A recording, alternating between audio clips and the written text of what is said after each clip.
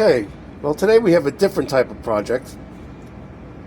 This is part of the hobby that I'm not very good at, but a friend of mine, one of my first train friends, Brian, could make anything. If Lionel came out with a different operating car for that year, a new operating car, instead of him buying the Lionel operating car, he would make his own. Anyway, he took this station and he completely revamped it.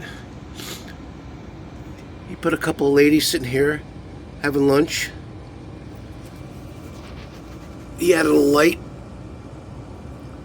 over the main doorway. He made a trash can out of a toothpaste tube cap and a man throwing away trash. I don't know how he made this phone booth, but that's lit up, but the lights have long been gone, so I'm going to try and replace the lights today.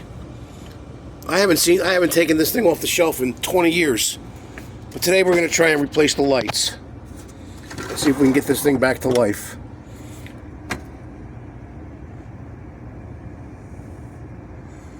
It's amazing. He did all the paint job. It's all custom painted. He's meticulous. Okay, so we'll be back. Here are the original bulbs he used when he made this project. I don't have that kind of bulb. And then I used to have some of these, they call them rice bulbs, but I no longer have them. I can't find them. I know I had a couple laying around somewhere.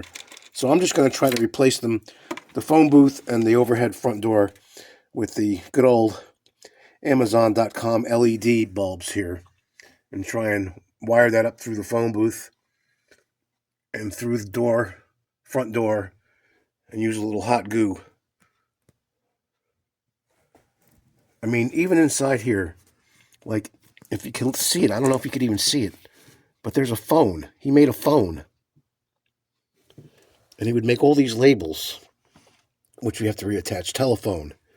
And there's a phone, and there's a little seat to sit down on when you're making your phone call. That's amazing to me.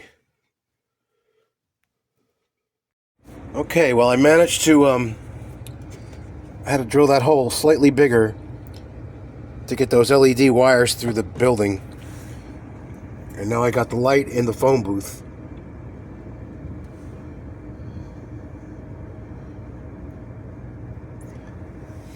And I also have going to put the light. This hole's a little too big, so I don't know what I'm going to do there. Maybe I could use some sort of a washer to help it hold in place and not slide through. Let me see what I got in my washer drawer. Okay, so we got a simple splice the two lights together to a new nice long lead.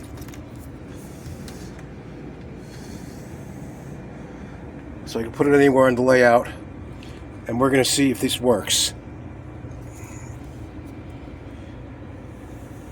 Okay, so I found some plastic washers, so that's what's going to go right there. I'll trim it up a little bit so it'll fit in there better.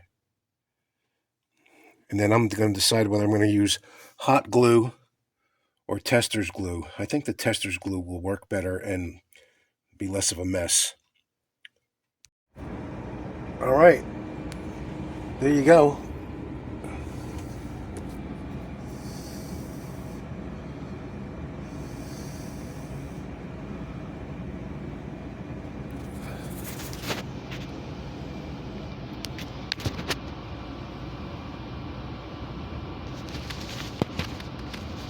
Now it's just a matter of gluing everything down.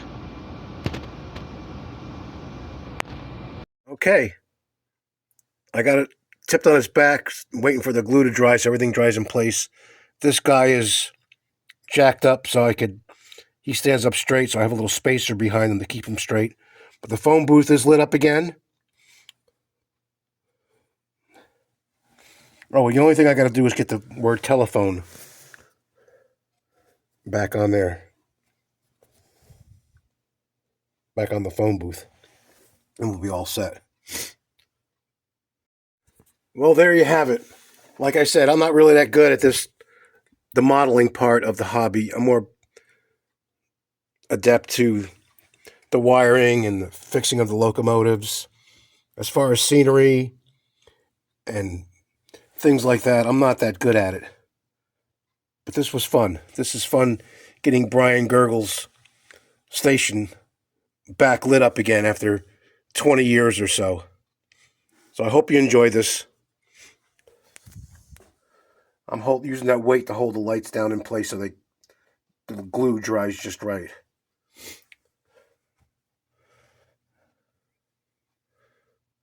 Thanks for watching. Please subscribe.